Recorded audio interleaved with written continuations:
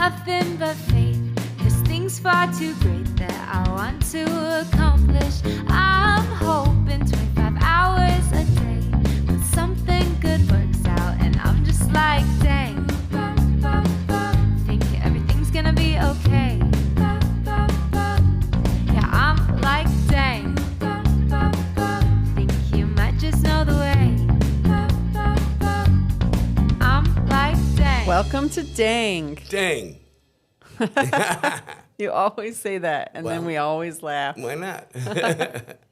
So we're headed into the new year, Yep. and I thought it would be a good time to talk about goal setting, because you know about New Year's resolutions. Yes. But I actually think we kind of turn it on its head a little bit, because I think there's a dark side to goal setting. Yeah, I believe that people, make all these big, giant goals and they never complete them, and then they become depressed over that. Yeah, and I've seen people treat goal setting kind of like as an opportunity to just like really beat up on yourself, you know? Like it can almost become like a negativity. Well, I think that happens not only with the New Year, it happens with every day. Yeah. I set realistic goals for myself, knowing what I can complete. And then once I complete it, then my day is fulfilled. And then if I do anything extra, it's a bonus. Yeah. And so I keep myself from being able to get let down and disappointed in something. Yeah, I actually, so before I had kids in the workplace, I remember the way I managed my time and set, my to-do list, like a lot of that time management, it kind of completely changes, like goes out the window totally once you have kids, once you're a mom. Well, yeah. Because it's just... Or once you're a dad and you have responsibilities with your kids. Right. The flexibility, I remember that being the thing, is that you have to, when you're a parent especially, you have to build flexibility into your life, because there's going to be the sickness or this or that. I forgot this. There's just so much we have to do as parents that you can't plan for, that you can't predict. But I think that it goes beyond that. I think that that's everyday things. You're not going to know what's going to happen in your life every single day. I still think setting realistic goals for yourself every single day, and then including when it comes to New Year. Like, for instance, you can't go to New Year's and go, with the New Year's resolution, and say, hey, I'm losing 150 pounds. That's not realistic. Yeah. You know what I mean? But if you say, I'm going to lose 25 pounds this year, I'm going to set a realistic goal for myself. And if you lose more than that, you've doubled your goal or tripled your goal, you're very excited and happy. But if you set an unrealistic goal, like you're going to lose 150 pounds and you don't lose it, now you're going to be depressed and you're going to start eating more and you're probably going to gain 150 pounds. I think you're right. I think that when you set, there's like this happy medium that you have to meet, where you're pushing yourself to achieve something, but that you're not going so far that you're setting yourself up for failure, right? And that's kind of what I was getting at, is when as a mom, I stopped actually altogether with the daily to-do lists, where I'd have, this is what I got to do today. I chunked it off more as like a weekly to-do list, where I would say, okay, these are my priorities. This is the stuff I got to get done this week. And sometimes Monday will come and go, and maybe I didn't cross a single thing off my list yet. But it's okay. Each night I revisit it and I remind her, okay, yeah, those things I got to move this week. And that kind of scaling helped me a lot, because in any given day stuff will blow up, and when you have it like, I needed to get this done today and I got nothing done at the end of the night, you're just feeling so bad, to where that was a technique, a strategy that I used that really helped me, was to switch from having a daily to-dos to weekly ones, because then I could chip away at it. And it was a lot easier for me to have that flexibility within a week that I sometimes didn't have in a day. It's going to change, right? In the seasons of your life, and be flexible with yourself within that season of what is going to be realistic for me right now. And I think that there's like the societal kind of conformities. And that's what I had to push against, was this idea that, you have your daily to-do list. And I was like, no. You can keep your daily to-do list. I will take my weekly to-do list. Yeah, my daily one works out quite well. I think you also get distracted a little bit too. If you're getting ready to do something, and kids ask you a question, it distracts you, I think, from doing what you're already doing. It's not that it's distracting me. It's that they are a higher priority than what's on my to-do list. Do you know what I'm saying? Like, I think having priorities in your life is important, and recognizing, is this task a higher priority than that test. Because sometimes people can get, I think is it Stephen Covey or the guy that had the planners, he used to teach that sometimes people get so busy putting out fires, and that's what you're saying, getting distracted, that you're constantly putting out fires, you're never really moving forward in the right direction. But sometimes it's kind of like this weighted scale where certain things grab my attention because that's a higher priority. And that's, I think, what you're seeing with my kids, especially I homeschool my kids. Yeah. So if my kids have a question related to the schoolwork that they're trying to accomplish, I've kind of programmed myself to elevate that in priority. Because, hey, if I don't take the time to sit down and teach them, like, then I'm failing them in that regard. And that's a really high priority for me, right? Like making sure my kids are raised and have the tools that they need to be successful. That's a very high priority.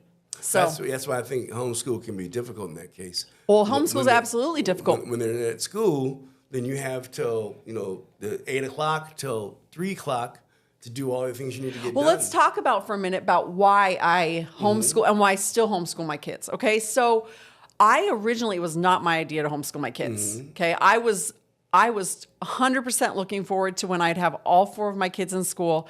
I have a blog called Paging Supermom that I was running, and I liked doing that. I was balancing that with the kids, and I could not wait to get the opportunity to have my kids be in school and be gone for this big chunk of time. I was like counting down the days. And my ex-husband, it was his idea. He thought that the kids needed to be homeschooled. He started trying to kind of convince me that the kids needed to be homeschooled. We took a trip as a family. We went on like a road trip for a couple weeks.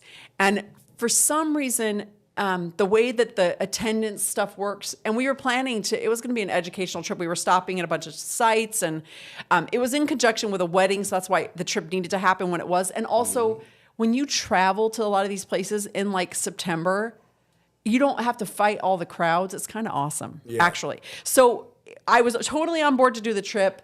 And the way that the attendance was working with like the school, we had to pull them out of school. We literally had to say we were homeschooling so they wouldn't have all these attendance, absences counting against them. But then what it became was that on that trip, the kids were on board with homeschooling. They were like, yes. So the whole trip was like dad and the kids trying to convince mom to homeschool them. And actually by the end of the trip, I got on board. I was like, okay, I can see this. And it was honestly also just kind of culturally in that time, some laws had just been passed. I don't remember what they called it now, but it was something with the curriculum to where the way they were teaching my kids math, it was crazy. It was like they would come home and be asking for help with their math homework, and they were literally having them like a simple math problem, they'd allotted a whole page in the homework packet to this math problem because they were wanting the kids to make these little line ticks, like count, like, and it was like, we're talking about like multi-digit subtraction with like hundreds, and they're like making lines on the pages. And I was just like, what the heck? And I set up the math problem for my child the way that I was taught to do it in school. And they went to start, with subtraction, you got to start on the right side of a math problem and you kind of work your way over because you're borrowing and stuff. Yep. I set it up. The math problem was like, it was like in a line, when they're typed out in a line rather than stacked. It was in a line, not stacked. And so I said, hey, first of all, if you're going to do subtraction, you got to stack it like this. So I stacked the problem. And then I said, okay, now subtract. And my child goes to the left side of the equation instead of the right side. And I'm sitting going, what are they teaching you in school? You don't even know that you approach this from the right side? And like I showed them how you do it with the borrowing, and it was like a foreign. And I was like, "What are they?" And it was recognized. I remember it was in the media. I wish I could remember the name. Oh, Common Core, I think. Do you remember Common Core or something? Anyway, there was something that wasn't there when Spencer was. And the teachers were all complaining about it, and it was terrible. And so I was convinced that it was only September, and I already mentally was like, when is summer? I'm like done with this school year. So it was the right thing. I prayed about it. I felt like it was the right thing for our family. So we started homeschooling the kids. And I was like a closet homeschooler because first of all, I was not even sure if this was going to work. Like it seemed crazy. And I also just knew all of the negative aspects, and I just didn't feel strong enough in my conviction to be confronted. Because when people find out that you homeschool, they start asking you tons of questions. It's like so many, this rundown. And I was like, I am so fragile still in my decision to homeschool that there's no way I'm ready to confront this with other people. But honestly, now that I look back with 2020 hindsight vision, I can see the reasons why this was the right approach. But I also knew at the time, I'd known people that had started homeschooling and then putting their kids back in school. And that is a huge whiplash. Like it's like they're divergent paths. And so when I faced my divorce, that was another milestone where I said, okay, should I put my kids back in school? You know, like, does that make sense? But you know what? That was hitting me literally in 2020 in the pandemic when everybody else was having to basically homeschool their kids. I knew that it wasn't obviously the right time to put my kids back in school when the whole public school system was floundering with the whole COVID thing. So it was just another decision point where I said, you know what, this is the right path. I'm just going to stick with it. When I, was working, time management, if you want to look at time management, when I was working, I had no idea what it was like to work like, an adult. And I remember the first time I got a job. You mean as an actor, right? Actor, yeah. As an adult, which you're working all the hours. And I went to work and I was working, 14, 15 hours a day and I got sick because I wasn't used to it. So tell people about that because a lot of people probably don't understand that. So as a child actor, you go to school from usually 8 to 12 and then you take a lunch and you come back and you work from 2 to 6. Because you're restricted, right? Isn't there there's a like maximum 4 hours, 4 or 5 hours at the most. A day that you're allowed to work as a child actor. Yeah, and then the rest you have to be in school or have some free time, downtime. Yeah. And so, but the thing about it was, once I got on this set and doing this movie, and I didn't have any downtime, it was hard. Yeah, it was like your first job as an adult where those restrictions no longer applied. Nope. And I remember saying, hey, yeah, so what time are you done? They're like, well, what do you mean? They're like, we're done, 5 or 6? They're like, no. You'll be done tonight about 12. What?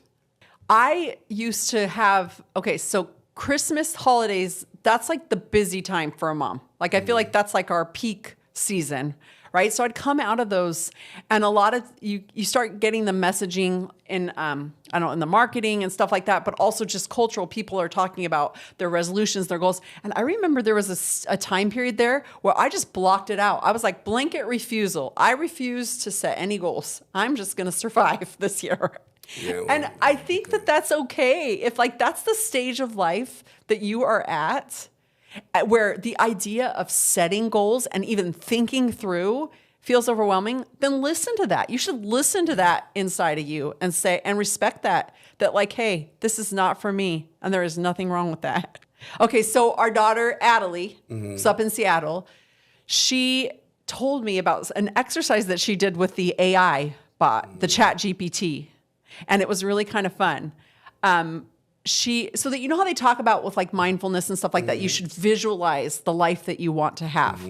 So I think she's been struggling a little bit lately. She's a budding singer-songwriter. Her songs are amazing. I think she has a real talent, but that's a hard road, it's very difficult because to make it's 99% rejection.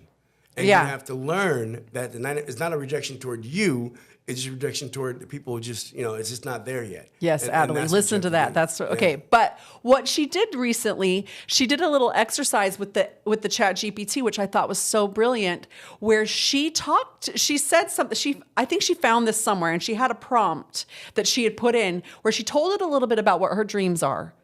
And then she asked the robot to write her a day in the life story for her specifically that catered to what she wants. And then she read it to me and it was really inspiring. It was so cool. And I actually think that's such a great idea to go and so remember the Magic 8-Ball toy that we used to have where you'd ask the questions and you'd turn it over. I feel like it's sort of like that, only it goes so much more in depth that's why this is satisfying. I think it's the same way that Magic 8-Ball thing was satisfying is that you go to this AI bot and if you've played around with ChatGPT for a little bit, you'll see that it's feeding you, like you get it that it's a robot, right? But it was beautiful the way that she was able to feed in her information and then have it create and paint this this picture, this story for her of what her life could be like. And she found it really inspiring. And so much so she called me and she read it to me. She actually had it expand to do like a day in the life, but then do like a month in her life in the future. And I thought that was brilliant. And if you're feeling really stuck and you're trying to envision, like sometimes I remember when I was in a really dark part of my life, I listened to actually a podcast and it was talking about that whole idea of envisioning your future self and then just taking one habit. Like think about, like get down to the nitty gritty of what do you eat? What do you drink? What do you wear? What is your house like that kind of detail. And then take from it a habit that is achievable for you now. Well, yeah. Is like a stepping stone to say, okay, yes. and I did that. At that time, it was that future self, because I really like healthy. Like to me, eating healthy and being healthy is luxurious. Like I love that. And so the takeaway I had from that future self was my future self drinks a lot of water. Like I have a water bottle like with me. Like I was able to get down to that kind of granular detail and take away and say, you know what, that is absolutely something I can achieve in my life right now. I can start drinking more water. And right there's a step towards that dream life, right? I think this tool is powerful in helping you do that, where it helped her envision, and then she can take away. I think even one of the things she said is that, hey, can you outline a plan for me to get from where I am to there? And of course, at that point, the robot kind of breaks down. It's giving you stuff that's sort of far-fetched. Adley But has to remember that the life of an artist is a lonely road until you make it. yeah, It's a very lonely road. yeah, Because most people are not going to understand the road you're on. Most people don't see the same thing that you see. Most people want you to go out and, you should go get a job because it's more secure. Right. So it's not a road that everybody can take. Yeah. But at the same time, I think Adley needs to realize that as long as she does something every day for her career, because she already has a job right now, what she's doing, making money. She has to do something every day for her career, then it's a stepping stone moving forward. Absolutely, And she has keeping to be that progression. She has to be okay with the way she's moving. Yeah, actually, while I was going through my divorce, one of the things I did instead of goal setting is I did mindfulness exercises where I was basically just trying to shift my brain, shift my thinking. And it was one of these where I wrote down they call them affirmations, but they were more just statements, thoughts that I wanted my brain to think. It was things like, everything is working out beautifully and perfectly right this second. That was a statement that I had written in my journal, but then I kind of bookmarked that page in my journal, and I literally said these out loud to myself in the mirror every day for like 6 months. And my therapist would say it out loud with feeling. He was like, if you just read it, it's different. Like I had to like read it and like say it into the mirror like it was like I was giving a presentation to myself. And I had I think I had 8 to 12 of them. I can't remember. I have to go look it up in my journal. But it took me like 10 to 15 minutes. But I would do this every day where I'd look in the mirror at myself. I would read the thing, and I started to memorize them. But I would say it, and it was powerful. It really did work. And some of those affirmations will come back to me now in moments where like you were just saying something about how it's all coming at that affirmation popped right back into my head that said, everything is working out beautifully and perfectly according to plan. Like those, if you are one of those people that's coming into the new year and feeling that sense of like overwhelm or burnout, or just like, I'm not getting where I want, like I'm just spinning my wheels, maybe instead of setting goals, write down some of those mindfulness affirmations for yourself. It's not the progress that you make every day. It's that you're consistently making progress. Yeah. And then you'll look back and go, wow, look how far I've come.